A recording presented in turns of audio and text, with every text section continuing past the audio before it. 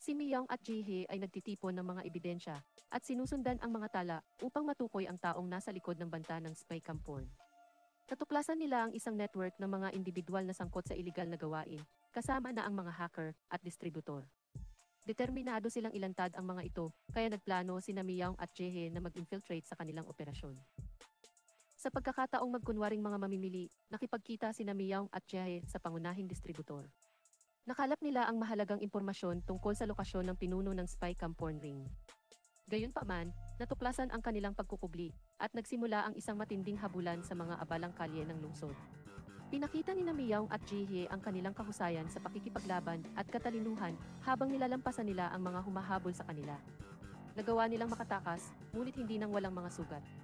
Sa kabila ng mga pagsubok, ang kanilang determinasyon na mabigyan ng katarungan ang mga biktima ang nagpapalakas sa kanilang loob.